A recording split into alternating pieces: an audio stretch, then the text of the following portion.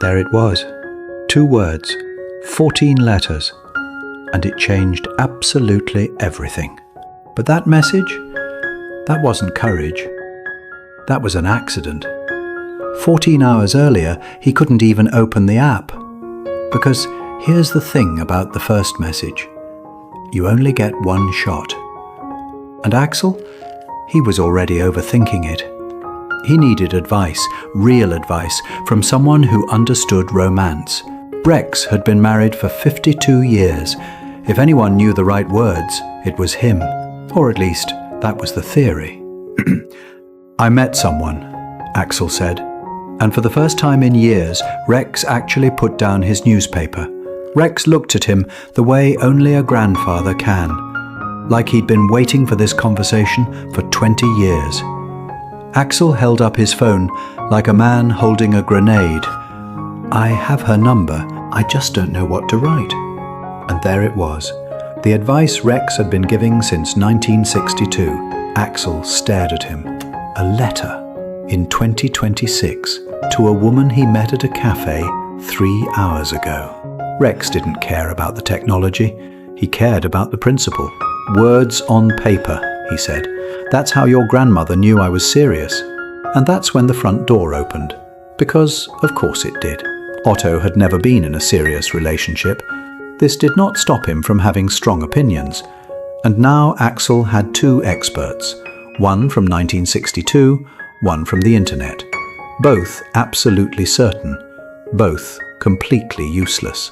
The kitchen door swung open, and with it came the smell of something freshly baked, and someone with a much better idea.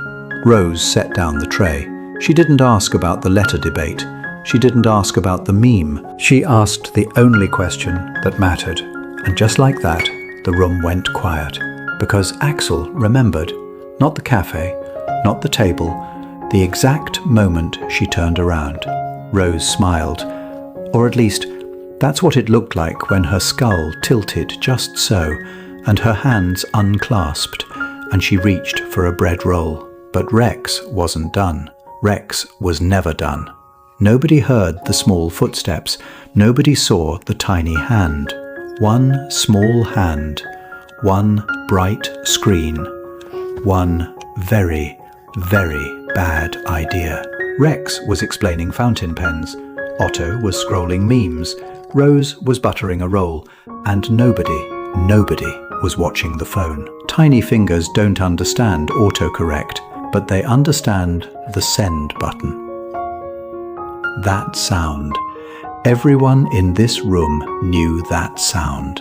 Baby Bones looked up with the proudest smile a skull can make. Axel didn't breathe. Axel didn't blink. Axel didn't have lungs or eyelids, but the point stands. Hi, Ashtik table coffee. That's what she received. From the man who wanted to seem cool, calm, and literate. Otto was already laughing. Rex shook his head. Rose? Rose offered Axel a bread roll. That's love. Rex leaned down, close enough for Axel to hear every single word. An hour passed, then 2. The phone sat on the coffee table like an unexploded bomb. Nobody touched it. Otto left first, then Rose, with Baby Bones in one arm and leftover rolls in the other. Then it was just the 2 of them. Rex pulled up a chair. Not for a lecture this time, for something he'd never told anyone. He told Axel about a letter he wrote in 1971.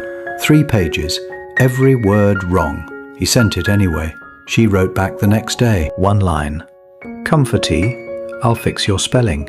It wasn't about the words. It was never about the words. It was about showing up, badly, honestly, first. He deleted Baby Bones' masterpiece. He opened a new message, and for the first time all day, he didn't overthink it. He pressed send. Not because he was sure, because he wasn't. And that was the whole point. Rex didn't say anything. He just reached over, squeezed Axel's shoulder once, and stood up to make tea. Some moments don't need words, even from a man who always has them. Across town, a phone buzzed on a stack of books. She read it twice. Then she did something no one expected. She started typing, and then she stopped, put the phone down, and smiled at something only she understood.